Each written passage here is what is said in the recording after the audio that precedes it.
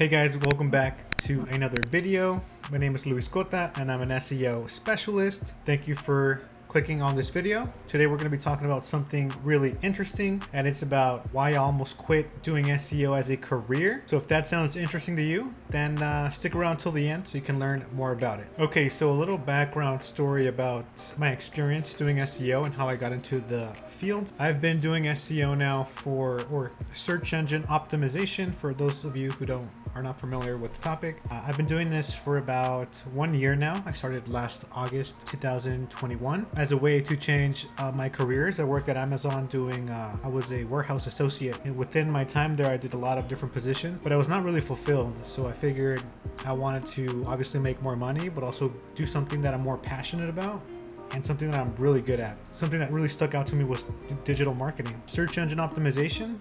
But funny story, when I first started out, I was actually going to be a copywriter because I figured, my skill set kind of aligns with being a copywriter more than something in the digital marketing field. And it wasn't until I took a couple courses on Udemy about copywriting, which then made me realize that's obviously something I didn't want to do. I figured there was a lot of work for it, especially like on platforms like Upwork, Fiverr. You could have your own website and do your own thing and get clients that way, right? But yeah, I got some practice and I got, decent with my copywriting skills. But then I figured, that's not something I want to do. I'm going to jump into digital marketing. And I did some research and found out that SEO is a growing field, right? And it's really well paid. And the more you know, the more you get paid, obviously. So I got certified in SEO around late August of last year, 2021. The first course I took was on Coursera.com, and from there I took some on Udemy, a couple of them. And if you guys want to know more about the courses I took, let me know in the comments below. I took some courses on HubSpot as well, specifically on SEO, but also I believe even on copywriting, because I figured that could help me out in my SEO journey as an independent freelancer.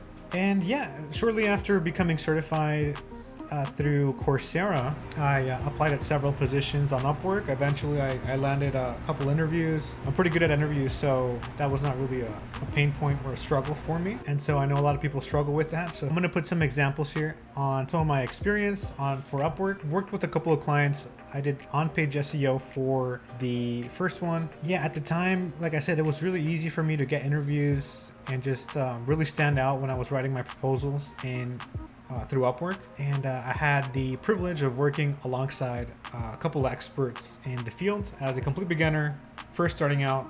My first month starting out as a beginner. That was really interesting and cool to see because I literally got to see how everyone else does SEO, how they work, how they apply some of their corporate experience into the independent freelancer world, which I figured could be of use for me because that's a blind side that I have. I've been doing SEO as an independent freelancer and I have not worked at a company yet. It's not a big deal, but I am kind of curious to know like how much more or what sort of things someone does when they work at a corporate field doing SEO. But that aside, I had some really good trainers with all these different clients, some of them running their own SEO agencies and then other people working in a corporate setting. And so I got to see a wide variety of skills and applications on how to best go about building out SEO strategies, why do them in the first place in terms of their own specific strategies. So I picked up a lot of those skills as well, and I even been trained on the SEO blueprint on how to run your own SEO agencies.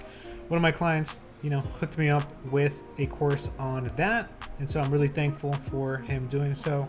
But it got to the point where it was really hard doing SEO. I really struggled with doing some simple things when it comes to the technical SEO side. So it's not so simple, but just making recommendations as a complete beginner, doing audits, that was kind of hard at the time.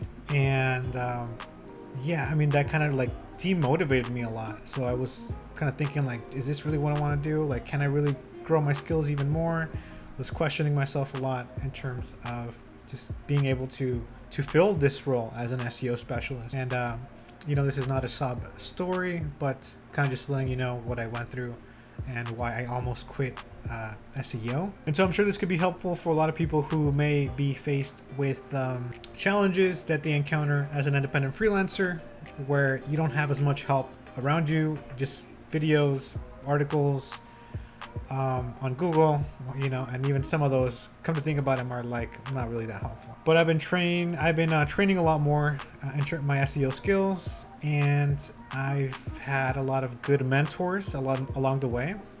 And so now I feel really comfortable, you know, making SEO recommendations that are more high level, that are really technical in nature.